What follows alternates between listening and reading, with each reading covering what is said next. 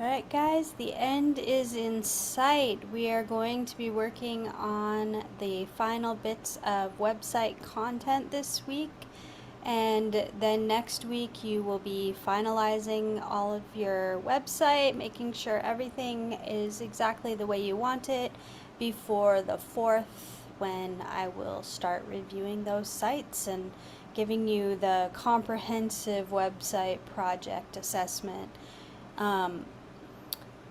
And then after that, you have two final things that you'll be doing. One is you'll be given a classmate's website to kind of review and get to understand who that person is and what their desires are, and then you will create a job description tailored for that person as if you were going to hire them.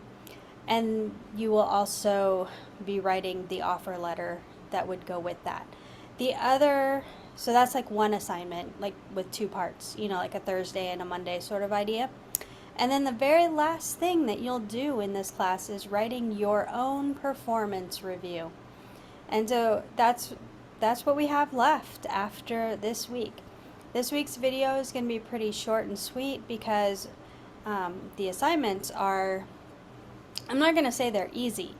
I don't want to mislead you on that, but they're not super complicated, complex, involved assignments either. So let's look at what we have.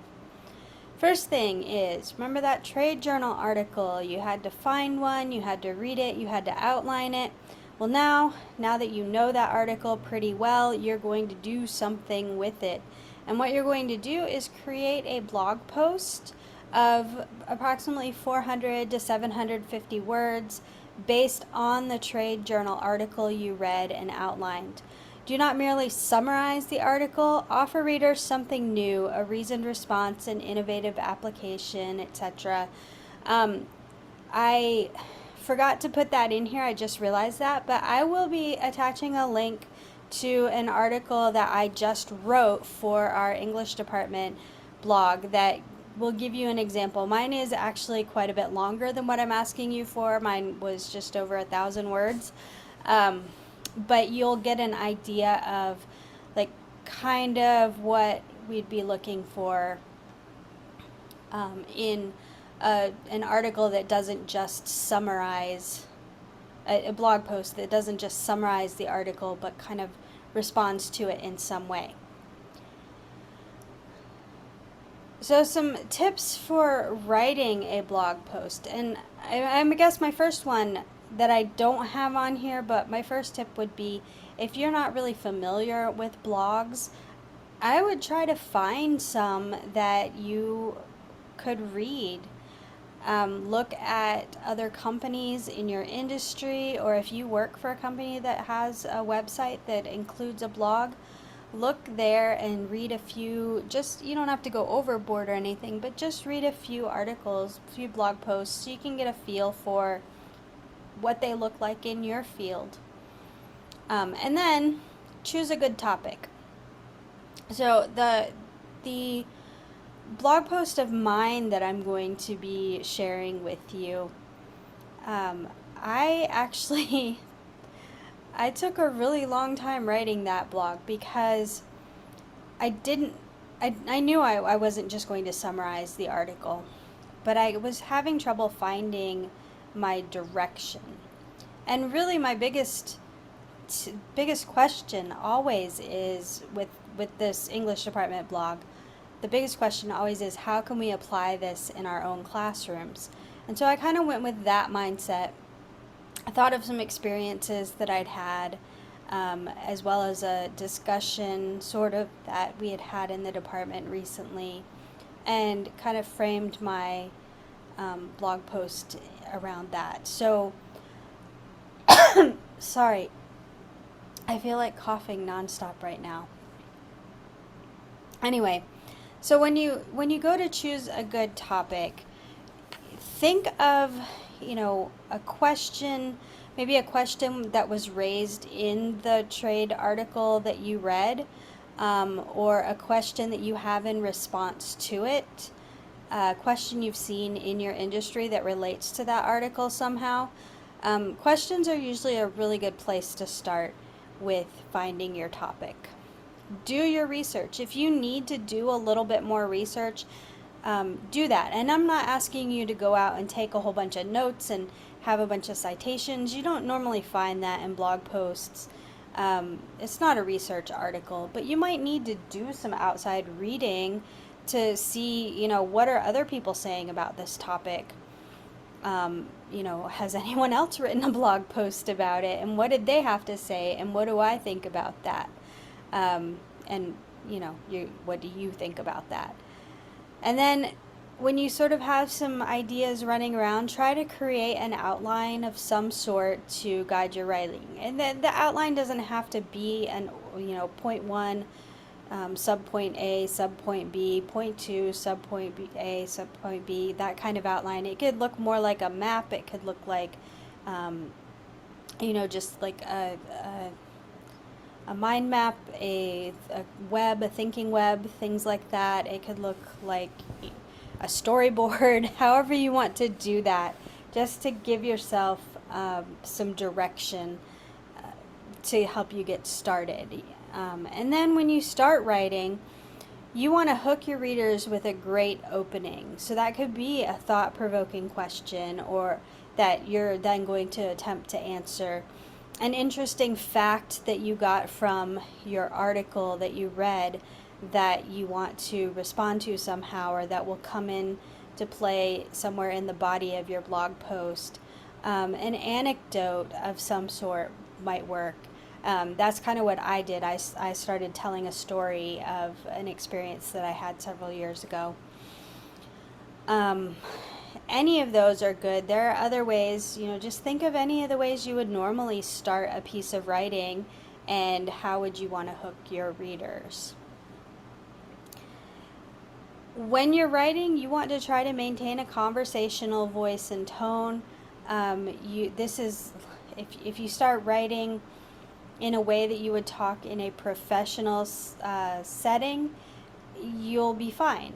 We're not looking for something that's dry and boring, but we're not also looking for something that is so informal that it lacks structure, it lacks grammar, and all of that. So we want to find that sweet spot in the middle where it's conversational, you're just sitting around and chatting with your work buddies, but you're still in the office setting, so you are somewhat professional. You want to make your post scannable, and people sometimes they don't want or don't have time to read an entire post, so they want to be able to scan through and find parts that are relevant that they need to read right then. So you want to make it scannable. Use headings and subheadings. Use short sentences and short paragraphs. Use bullet points where appropriate. These are all the same things we've been talking about in technical writing that you want to apply to your blog post. So anything we've talked about before with technical writing, you can apply it here. Use images for visual engagement. So if you have some good images that you either already have or that you can find easily on the internet that are fair use, you can include those in your post when you put it on your website. You don't have to have the images in what you submit to me this week.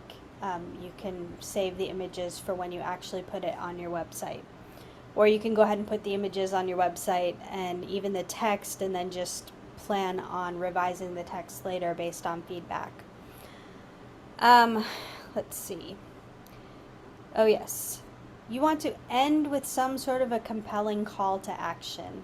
So just like you were supposed to include a specific call to action in your pitch, you want to have and you are supposed to have a call to action on your homepage, you need to have a call to action on your blog. What do you want people to do next?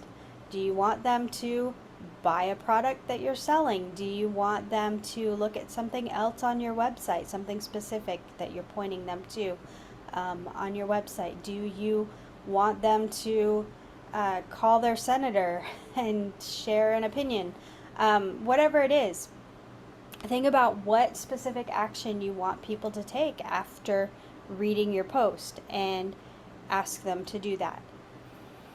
And through the whole thing, again, it's informal, but it's still professional.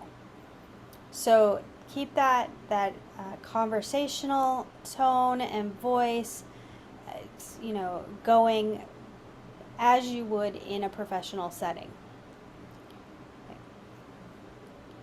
And that's all really there is to this blog post. You don't have to have citations or anything like that. You don't have to have any particular heading, although you do want to have a really attention-grabbing kind of headline blog post title. So make sure you do include that, and I will add a bullet point for that if I can squeeze one in. Yeah. So the second thing you have this week is what we're calling Writer's Choice or Choose Your Own Adventure. So you have been working with several different kinds of writing throughout this course, and now you want to create a document, and we're using document in the broad sense of it could be text like a traditional document, or it could be video, it could be audio, or it could be a mix, a multimedia sort of document. But create a document suited to your chosen career. So if you are in juvenile services, law enforcement, you might have to write certain reports on the people that you're working with. I know a few of you in this class are in those areas. You've already been working in those areas. So you can think about a report that you would already have to write, make one up. Obviously, you're not going to use a real one that you've done on the job, but you can make up a fiction one, kind of like maybe a composite of some of the people you've been working with, and write that kind of report. Or maybe if you're really not wanting to write a report, you want to do something a little more creative, you can create something different. Maybe there's a video you want to create that is like an instructional type video, or it's an informational video, or even an inspirational video if that would fit into your field. I think I mentioned before that one of my students from winter semester put the TikTok videos that she had been creating for her baking on her website. And so, even TikTok videos could be useful, things that you can do. If you wanted to, even create a mini podcast episode, that would be great.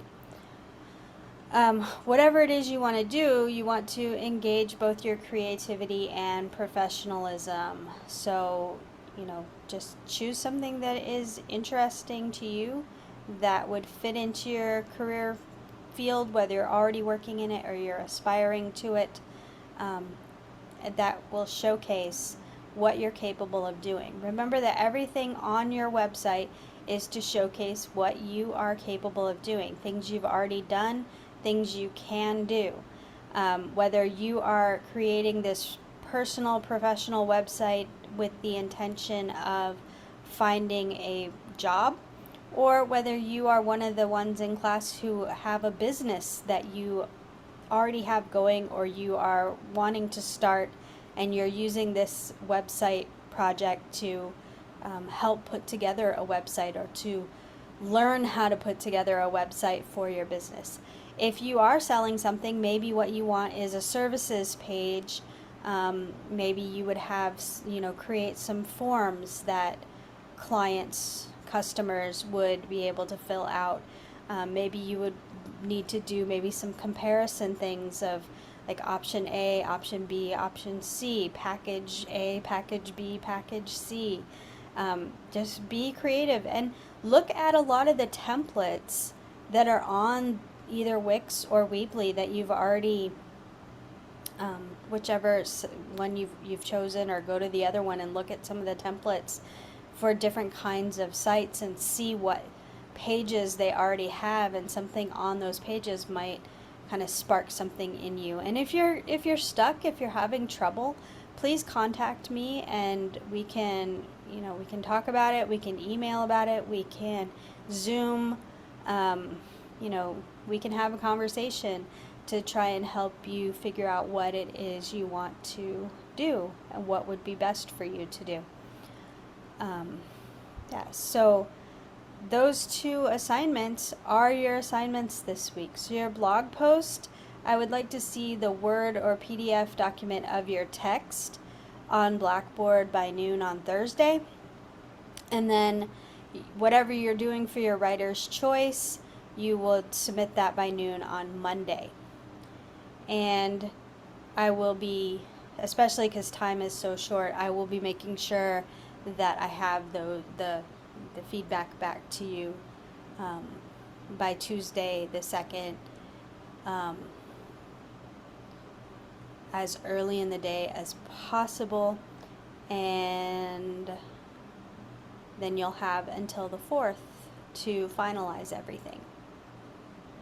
So yeah, and then once you've finished the blog post and the writer's choice, or if you're waiting for a video to upload, or you have a few minutes here and there, go ahead and try to read acceptances, refusals on page 8, and look at the examples on page 9 in your handbook, and then job descriptions on pages 282 through 284. And that is all I have for you this week. So again, if you have questions, you have concerns, please contact me sooner rather than later so that we have time to help you and work out any details that need to be worked out. And have a wonderful week.